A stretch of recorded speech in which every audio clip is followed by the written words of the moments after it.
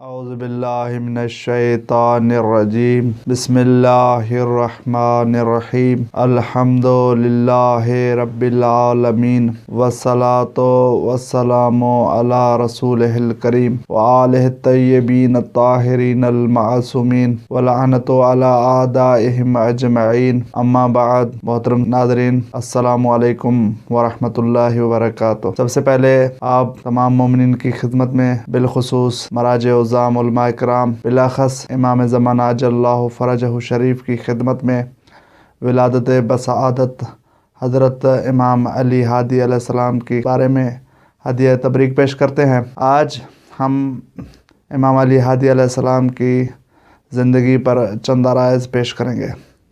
امام علیہ السلام کی شخصیت کسی تعارف کی محتاج نہیں ہے۔ امام علیہ السلام کی واضح شخصیت ہے۔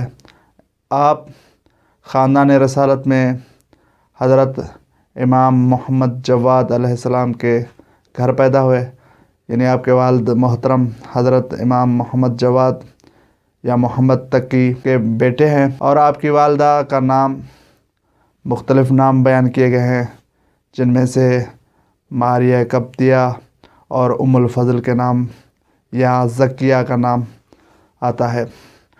آپ کی ولادت میں اختلاف پایا جاتا ہے۔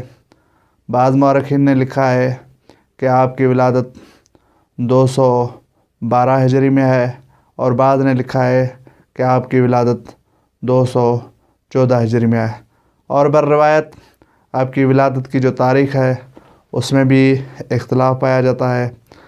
ایک روایت کے مطابق آپ کی ولادت 2 رجب کو ہوئی، یعنی 2 رجب المرجب کو آپ پیدا ہوئے۔ آپ کے القاب جو ہیں مشہور القاب، جن میں سے ہادی جس کے نام سے مشہور ہے، امام علی ہادی، اس لیے کہ اپنے وقت کے سب سے بڑے ہادی آپ تھے۔ اس کے علاوہ آپ کے القاب میں سے ناصح یعنی نصیحت کرنے والا، عالم یعنی علم والا، آپ کے القاب میں سے تقی، امین، فقیہ، یہ القاب بھی پائے جاتے ہیں۔ اس کے علاوہ آپ کا ایک لقب عسکری بھی ہے۔ ایک روایت کے مطابق آپ نے اپنے دور میں حاکم وقت کو اپنا لشکر دکھایا تھا، جس سے حاکم وقت خائف ہو گیا تھا، اس کی وجہ سے آپ کو عسکری کہا جاتا ہے۔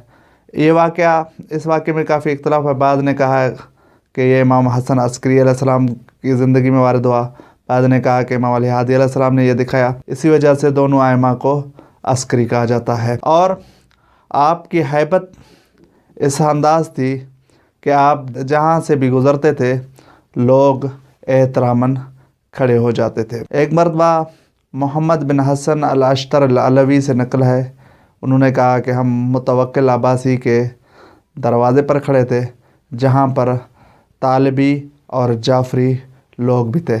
طالبی یعنی حضرت علی علیہ السلام کے بڑے بھائی طالب کی اولاد میں سے، اور جعفری یعنی حضرت جعفر طیار کی اولاد میں سے کچھ لوگ کھڑے تھے۔ تو وہاں کافی سارے لوگ تھے، دربار میں جا رہے تھے، کچھ نکل رہے تھے۔ اسی اثنا میں ایک جوان شخص دربار کی جانب بڑھا۔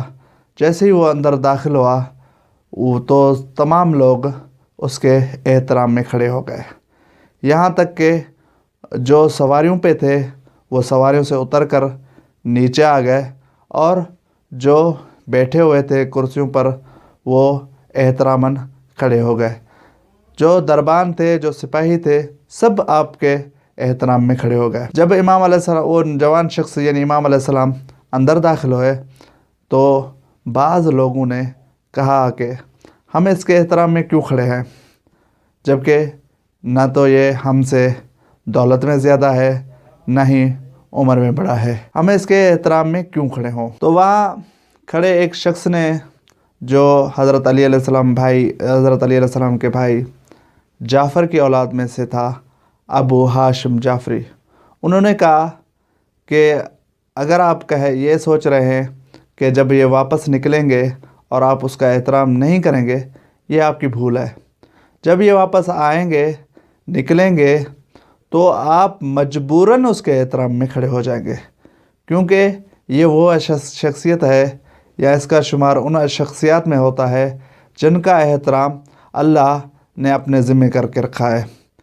تو محمد بن حسن اشتر کہتے ہیں کہ ابھی گفتگو جاری تھی تو وہی جوان امام علی ہادی علیہ السلام باہر آئے۔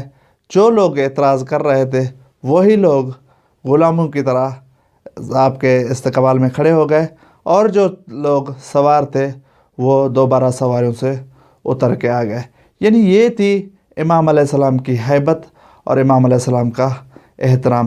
امام علیہ السلام کی شخصیت کے بارے میں بہت ساری روایات بھی ہیں، جس طرح حضرت رسول صلی اللہ علیہ وآلہ وسلم سے ذکر ائمہ میں بھی منقول ہے کہ امام علیہ السلام نے فرمایا کہ میرے بعد 12 جانشین ہوں گے، جن میں سے امام علیہ السلام نے 10واں نام امام علی ہادی علیہ السلام کا ذکر کیا ہے۔ والسلام علیکم ورحمۃ اللہ وبرکاتہ۔